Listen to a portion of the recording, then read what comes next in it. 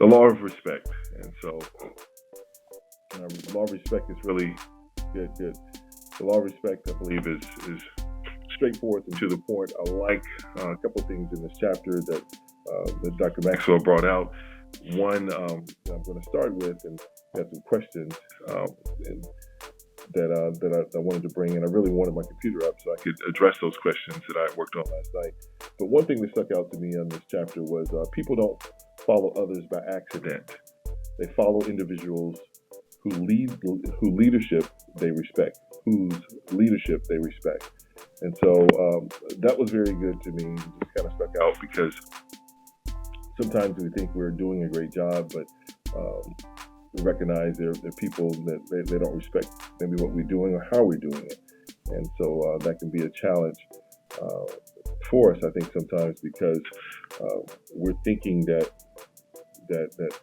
people, I know I'm in a situation, or should I say there's a situation I know where there are people that they're a dictator, they're barking, and they're making people follow them and everything, and they really don't have the respect, and so their jobs, they feel their jobs are threatened, so therefore that's the only reason why they are sticking in there, because they're fearful of like, well, what do I do if I lose my job?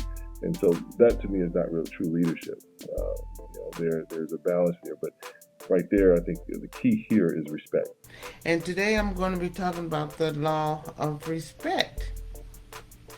And the example that John Maxwell gave for the law of respect is Harriet Tubman. Harriet Tubman was an awesome woman that really exemplified, a strong person of respect, because she freed over 300 slaves in the time of slavery, right before the Civil War. And they noted that her employment was erratic, and that she would disappear every spring and fall, and would come back broke, and would fall asleep in the midst of a conversation.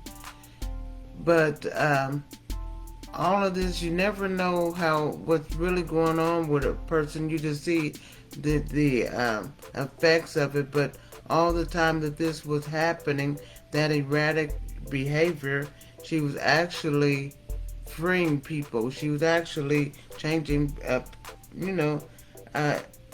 African Americans' lives. Law number 7, the law of respect. And they've titled this, or kind of the subtitle is "People Naturally Follow Leaders Stronger Than Themselves." And that was just kind of in and of itself was a revelation for me. I sometimes we go through life and we just do stuff, but when things are written down, when things are pointed out, they become knowledge. And the word says that people perish because of the lack of knowledge. And so as I'm going through these lessons, I'm learning that the more knowledge I get, the better leader I'm going to become. And I hope you all are experiencing that as well. But I want to give you the definition of respect, which we always start off with the definition. And it's said to the definition is to admire someone or something deeply as a result of their abilities, qualities, or achievements. And with the law of respect, I was doing my practice session last night, and I was talking about how if you look up respect in the definition, it's being courteous. But as I was reading the law of respect, it seems like the law of respect kind of followed more in the line of law of influence. Basically meaning that the leader, who's ever the strongest, followers are going to follow people because they're stronger than them, and that leader can take them somewhere. They can guide them somewhere. That's basically what the law of respect about. And it started out talking about Harriet Tubman, and how at first, if you start reading about her, you would think that she was just this bad person. You wouldn't really respect her. But when you start really getting off into her story, you'll see that she earned her respect. And one of the things that as I was reading the book, to the 21 Laws about Harriet Tubman, is that the fact that she demanded, she had personal respect, and she commanded personal respect. And what I mean by demanded is that she went against societal norms for back then. You know, she refused to be treated any old type of way because of the color of her skin. And she knew she had the right to liberty. She knew she had the right to her rights and freedom. And she was just got to the point to where she was willing to die for them. And Dean Smith was a college basketball coach. He was actually Michael Jordan's and Bob McAdoo and James Worthy's coach. And he had so much respect from everyone around him. And he was actually a wonderful coach because he actually won 879 games, and he was a wonderful coach. But he just had great respect because he was a man of integrity. They were talking about how one time someone was calling one of his players out of their name, and he just got real upset. He was, he was about to, he was very upset with what this person was saying, but he wanted to protect his people. And another aspect of the respect that he gained was like from Michael Jordan's father, because Michael Jordan's father was saying that he was a man of great character, and he helped Michael build his character. And he also, helped Michael to, to teach him how to up his game to his fullest potential. So this man, he was just a great man. The picture that's in the book that says leaders go their own way when a group first comes together. Soon people change directions to follow the strongest leaders. And I think that's great. I think we all saw that. The picture, the illustration in the book. So just, you can't get to. But the illustration there, I think is good because a lot of times way of when we come in, everybody says, "Oh man, this is how we should do it. We should be able to." Everybody has their own ideas, but then I think over time, people start rising up to the occasion. A person or whomever that may be rise to the occasion and say, "All right, this is what we're going to do." We'll jump in and try to follow, or jump in and try to follow whoever they feel. Oh, that's a great idea, and I see why it seems like things are freezing up here, but I see that a lot when I work with different groups all the time, that somebody eventually speaks up, and somebody eventually takes charge. They take, they start coming up and giving command to the whole team, and people start jumping in and making that happen. Guys, forgive me. I don't know why it seems like my screen is freezing up on me and everything. I don't know. Just having technical difficulty. Maybe because of the rain, but anyway, we will keep going. The next illustration, the picture that he had in there, people naturally align themselves and follow leaders stronger than themselves. And I think that's my key there, as we see that illustration there. People that are stronger than themselves. So I think as we grow as leaders and raise our lids, those that are around us are going to be inspired and influenced to do the same, and they start getting alignment to, oh wow, they do that. Another thing that I pointed out in the chapter was the gaining respect. What causes one person to respect to follow another? It's because of the quality of the leader, or is it because of the quality of the leader? It's due to the process. The the leader and the follower engage in. And so all of these factors come into play when you talk about leadership.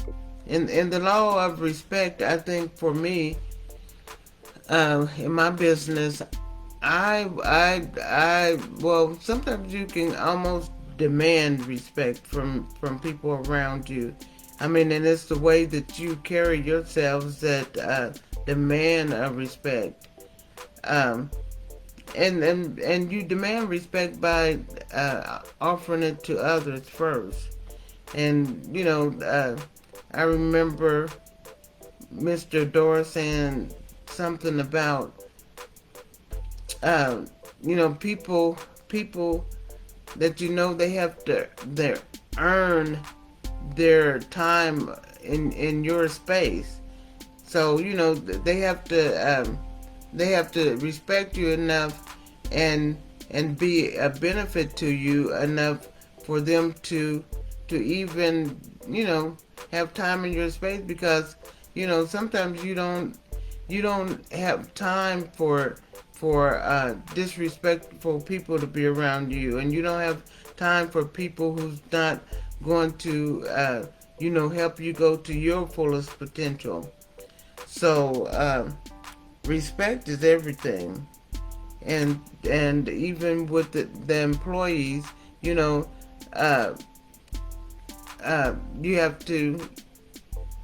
have to respect them in order for them to respect you. Because I'm gonna go to this just for a minute, and that's the same way with your family and your children, because I've seen where there have been parents, mothers, who would curse their children out.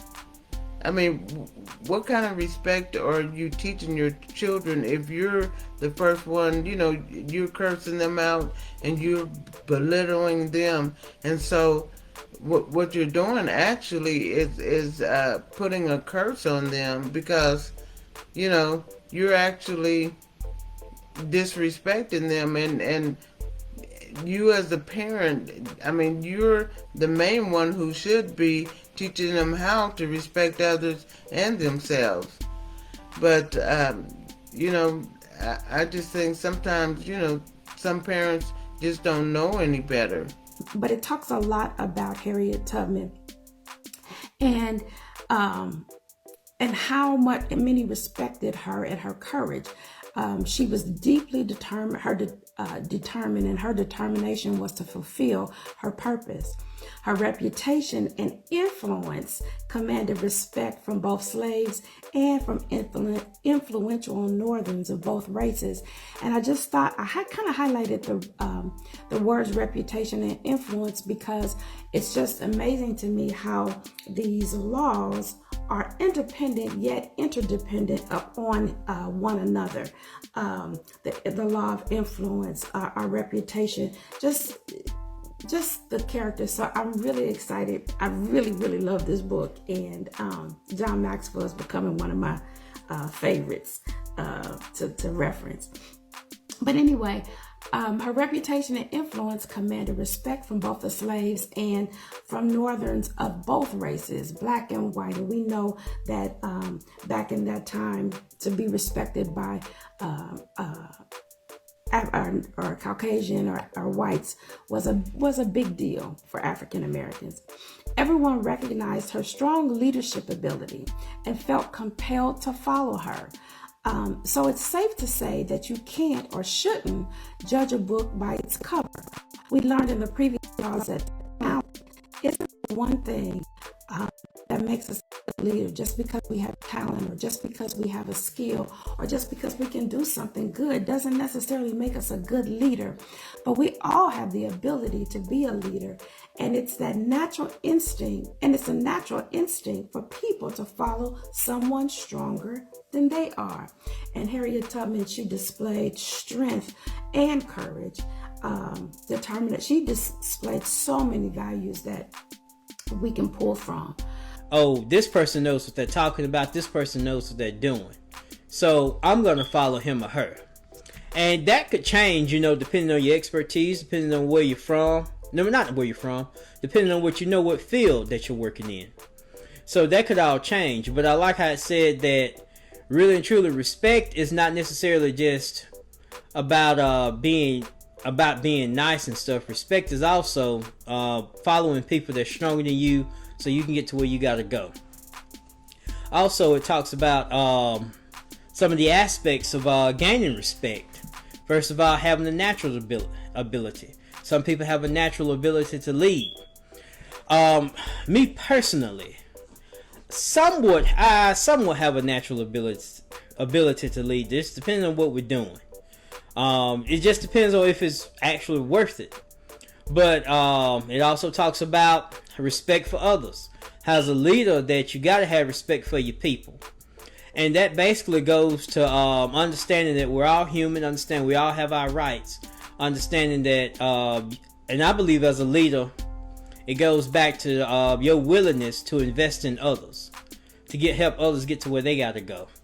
When the 21 Laws, it also talked about how, not just natural ability, how you got to add value to leaders. And we talked about adding value in the law of addition, and not just as in for adding value as making a person feel good, but actually being able to deliver results that people can see, tangible results. That goes to success as well. You gotta look at your past successes. So when I got in my business, the line of work that I'm in right now, I really had to stop and look at my past successes and say, okay, I have did things in the past, and I can take those past successes and I can put them here. And by putting them here in this field, now I know that if I can get in, I work hard, not just work hard, but work harder, study more, build my skills and attributes up, and do the things that I'm supposed to do, I can actually succeed here. And as I'm pushing forward, there's going to be people that's going to be attracted to that, and they're going to want to move forward. This chapter was amazing because there were so many things that I did not know, and all of this entire book is just amazing. So Harriet Tubman was considered a well-respected woman, and some of the reasons that I have gathered in reading the chapter, I don't know how many weeks ago we did this, was that she had focus. She had a mission, and she definitely was on an assignment. And her assignment was considered huge, or at least I considered huge, when you're putting yourself at risk to be killed or tortured every day trying to help others. And Harriet Tubman did not die a wealthy woman, but she was a well-respected woman, a woman of greatness. And I absolutely believe that's what we all should be trying to achieve. Success is what you believe it to be. Some people believe success is having a car, or maybe they get a car and a house, or possessions. Sometimes people consider success to what you have. But greatness is service, which I think just prevails over success, really. And Harriet Tubman, she absolutely was the poster child for this, for greatness. So much so she left her husband. And I didn't even know she was married. I had no idea she was married. This has been a phenomenal chapter. So she was married. She was focused on her assignment, which I believe in my heart was God-given. It was a God-given assignment. And her service was to others first. Again, as I said, she put herself at risk daily for something she believed in to the core of her very being.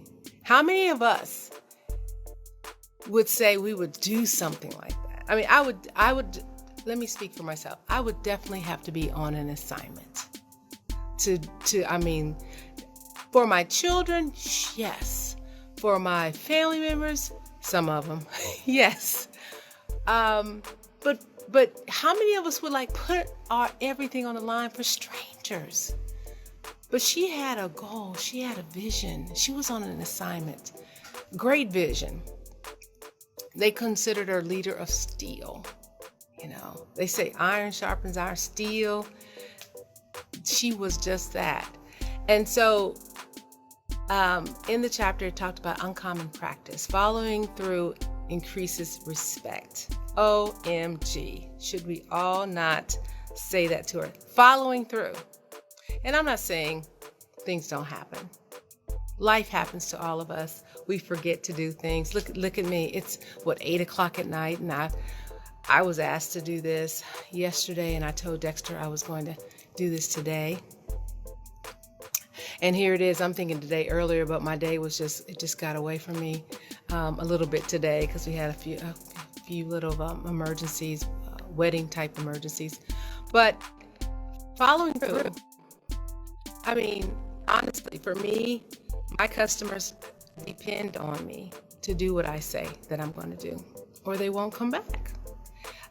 Fearless. She was fearless, not afraid to go against the grain. Definitely, as an entrepreneur, sometimes our vision is only seen by yourself. Not by your pastor, not by your friends, but you only see what you see, because God does pour that into you. He gives you what is for you. And always a teacher pouring into others. Uncommon practice. Awesome. And that's one thing that we definitely want to practice daily. Always teaching others, pouring into others.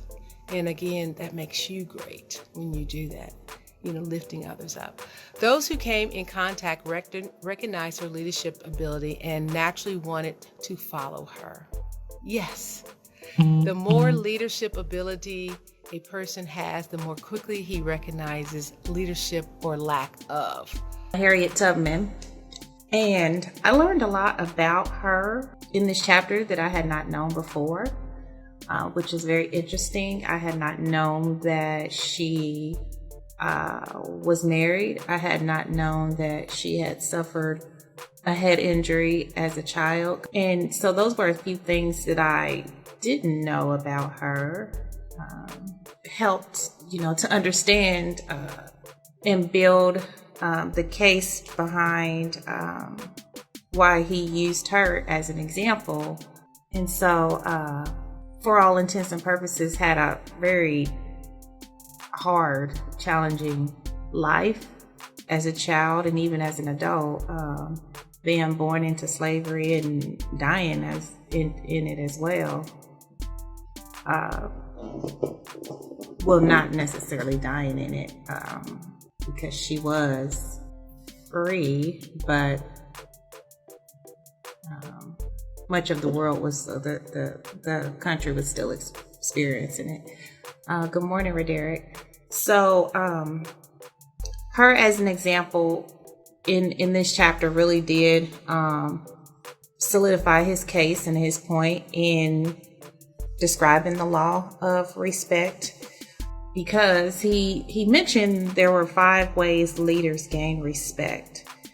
One of the ways that he illustrated with Harriet Tubman was that the way that she gained respect was from courage.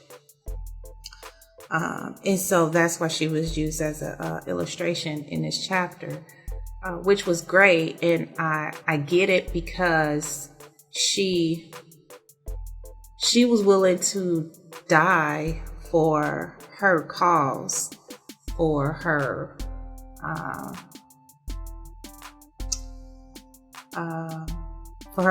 plight. She was willing to die for it, as well as take other people out who did not, who threatened organization that put together and worked on so diligently. Namely being those people who were afraid to keep going forward through the Underground Railroad, who wanted to maybe go back. And so that posed a risk, and she was willing to, take them out, because if they decided to turn around, then that could blow up the whole organization and put people at risk. Former President Obama, he seemed to have that natural ability. He was likable. He was compassionate. He was charismatic. He was a listener. He was a team player. He was willing to listen to the other side and come to an agreement. So he just seemed to have, that natural leadership ability, which is really probably one of the reasons why he ended up becoming a candidate on the Democratic side in the first place, because of his natural ability. Respect for respect, right? It's one of those things where, you say treat others how you want to be treated. So having respect for others is a way to gain others' respect. Another way leaders gain respect is success. And we see this one all the time, especially with celebrities and athletes and things like that, where they gain respect because of their success. And we know that they are successful in where they are because of the incredible amount of sacrifice and work that they put out to become great at what they do. And I think that earlier in the chapter, he mentioned Mother Teresa. And I believe that was in the Law of Influence when Mother Teresa was mentioned. I think she earned a lot of people's respect because of her loyalty to the faith and her unwavering commitment to it, which made her actions consistent over the board, consistent over the years because of her faith. And so because of her consistency, and people was able to predict how she would act in certain situations because of her faith. They see, that is a sign of loyalty. And so that's a good example as well.